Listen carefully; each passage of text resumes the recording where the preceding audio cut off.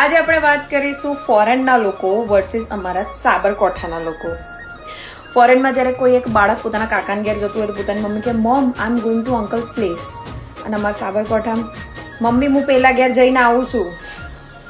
પછી જ્યારે કોઈ વ્યક્તિ છીંક ખાય તો એ બાજુવાળાને એવું કહે કે એક્સક્યુઝ મી, અને બાજુવાળો એમ કે ગોડ બ્લેસ યુ.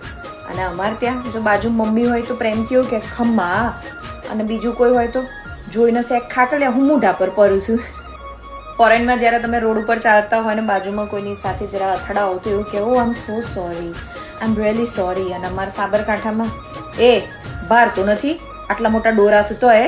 ફોરેનમાં પછી કોઈની જોડે સાઈડ માંગવી હોય તો એવું કહેવાય કે excuse me can you just move a little bit. અને અમારે ત્યાં સાબરકાંઠામાં એ આ ગોજા, નહીં તો એ આ ગીજા. ફોરેનમાં જનરલી કોઈ ટ્રેકિંગ પર જતું હોય તો નીચે ઉતરતા વ્યક્તિને જ્યારે પૂછવામાં આવે કે ભાઈ કેવું છે ઉપર, તો સામેવાળો એવો જવાબ આપે કે oh it has really nice view worth going there. અને અમારા સાબરકાંઠામાં નર્યા ડુંગરા છે ઉપરી પથરા જોવા હું ઉપર ચડવાનું પાછું વરી જા હેડ. And lastly good bye times.